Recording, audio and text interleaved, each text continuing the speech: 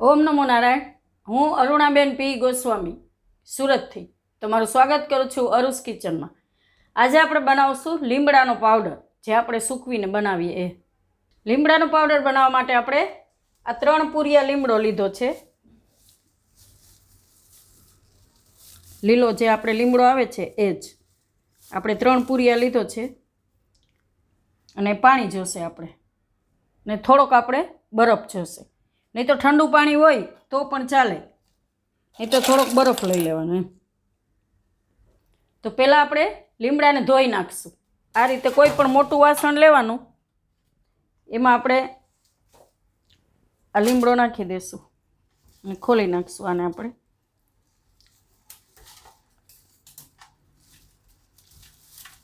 આ રીતે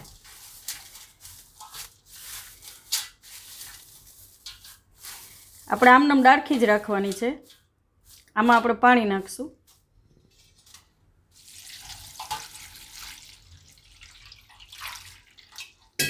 ને બરફ નાખી દઈશું આપણે એમાં. આ ઠંડા પાણીથી આપણે ધોઈએ એટલે એનો કલર લગભગ લીલો ને લીલો જ રહે છે એમ, કાળો નથી પડતો. તો આ રીતે આપણે બધો લીમડો આમાં નાખી દઈશું.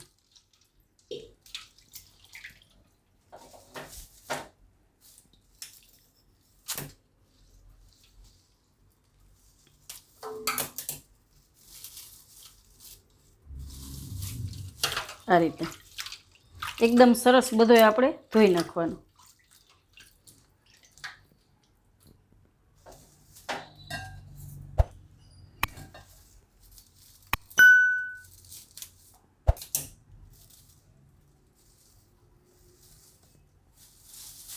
આ રીતે એકદમ સરસ આ રીતે કરી લેવાનો બધો લીમડો.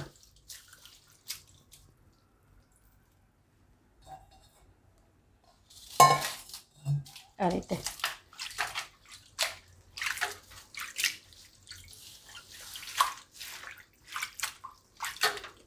પછી આપણે આને આ રીતે પાણીમાંથી કાઢી લેવાનો. આ રીતે આપણા જારીમાં રાખી દેવાનું, એટલે પાણી એમાંથી નીતરી જાય એમ. આ રીતે આપણે બધો લીમડો આ રીતે નિતારીને જારીમાં કાઢી લેશું.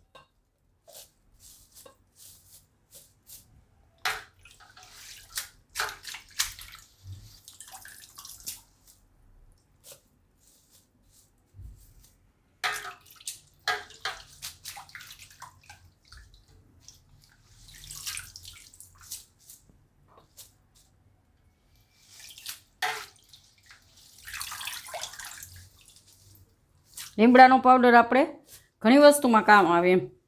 ક્યારેય એવું હોય કે લીમડો નથી મળતો, તો એનું થોડોક પાવડર આપણે નાખી દઈએ તો એનો ટેસ્ટ આપણે સરસ આવી જાય છે. એ સાંભારમાં જ હોય કે એમાં બધે એમ.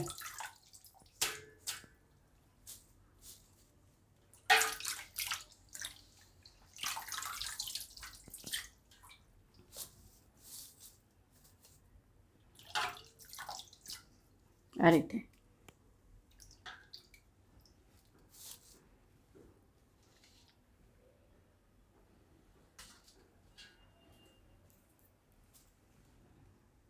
હવે આપણે આને કોઈ પણ કોટનના કપડા ઉપર સૂકવી દેવાનો.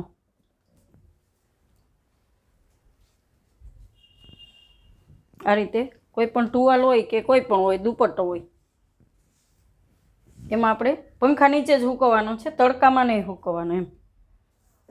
કે તડકામાં સૂકવી તો એ કાળો પડી જાય, પણ પંખા નીચે રહે તો એકદમ સરસ એવો ને એવો લીલો જ રહે. બધો આ રીતે આપણે પોળો કરીને સૂકવી દેવાનો.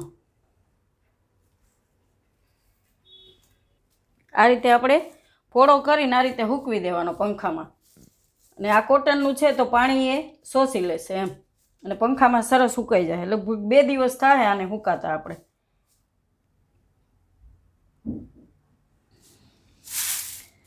આપણે લીમડો ધોઈને સૂકવેલો 2 દિવસ થયા પંખામાં સૂકવો તો આપણે આ રીતે એકદમ સરસ સુકાઈ જવો જોઈએ. આ રીતે અવાજ આવે એવો.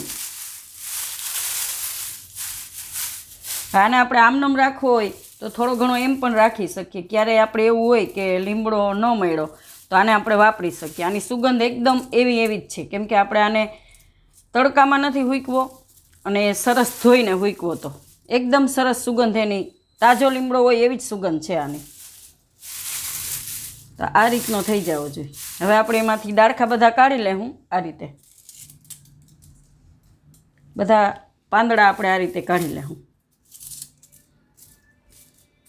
આ રીતે એકદમ સરસ નીકળી જાય આસાનીથી. અમુક ખરી ગયા હોય હુકાઈને, ને અમુક હોય એ આપણે આ રીતે કાઢી નાખવાના બધા. એમ બધા આપણે આ રીતે કરી લેવું. આ રીતે છે, આ રીતે ડાળખું પકડીને આપણે આમ કરવાનું, એટલે એકદમ સરસ બધા પાંદડા છૂટા થઈ જાય. આ રીતે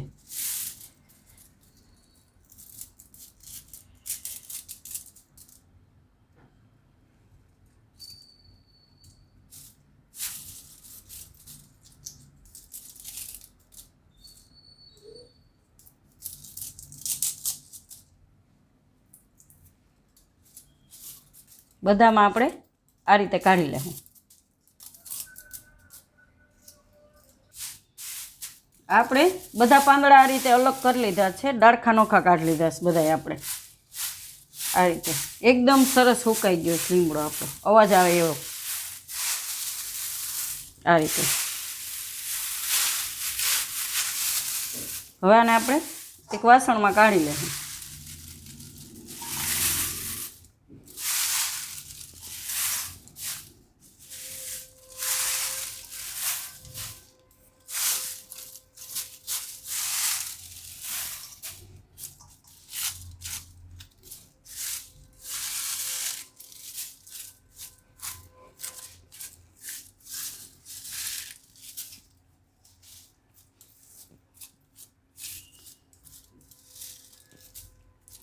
આ રીતે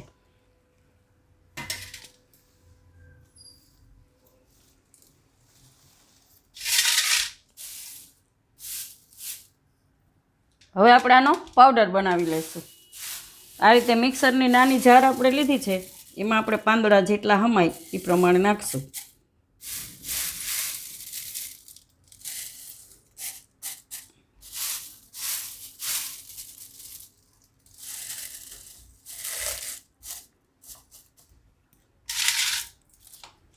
અને આપણે પીસી લેવું. આપણે પીસી લીધો છે લીમડો. આ રીતનો આખું ભર્યું હતું, આટલો થઈ ગયો. આપણે આ રીતનો પીસવાનો. આપણે આમાં કાઢી લેવું. આપણે બહુ ઝીણો પાવડરની જરૂર નથી, આ રીતનો જ આપણે. આને આપણે ચારવાની જરૂર નથી, કેમ કે આને આપણે ડાઠિયા બધા કાઢી નાખ્યા હતા, એટલે આ પાંદડા જ છે. એટલે આ રીતનું આપણે પીસી લેવાનું છે. આ રીતે આપણે બધો લીમડો પીસી લેવું.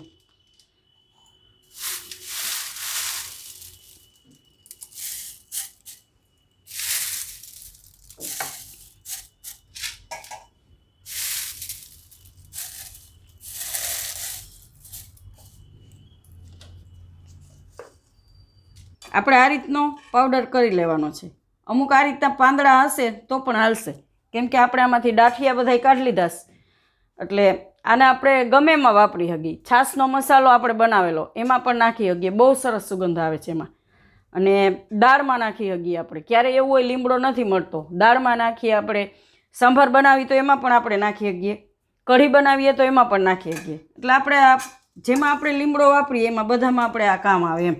આ રીતે બનાવીને રાખી દઈએ તો, અને સુગંધ એમનેમ રહે. આને આપણે કોઈ પણ એરટાઈટ ડબ્બામાં ભરીને રાખી દેવાનું, ભેજ ના લાગવો જોઈએ બસ. કોઈ પણ વસ્તુમાં આમ એકદમ સરસ સુગંધ આવે છે આની. અને કલર એકદમ ગ્રીન છે. અને તમે છાશમાં નાખશો ઉપર તો એકદમ ઉપર ગ્રીન કલર આવશે. તમે આપણો છાશના મસાલામાં જોઈ લેજો, એમાં તરે છે આ રીતનો લીમડો. આને આપણે એક વાટકામાં કાઢી લેવું. આપણે કોઈ પણમાં બનાવવું હોય તો ખાલી આટલો ચપટીક નાખીએ ને તો એકદમ સરસ સુગંધ આવશે. આટલો જ જોઈએ આપણે. દાળ હોય કે શાક હોય કે કઢી હોય, બહુ સરસ એમ.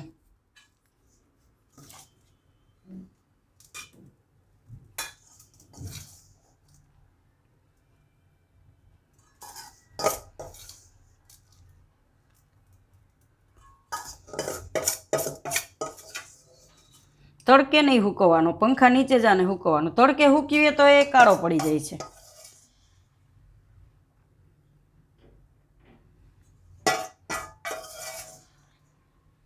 આટલો તો આપણે આખું વરસ હાલે એમ.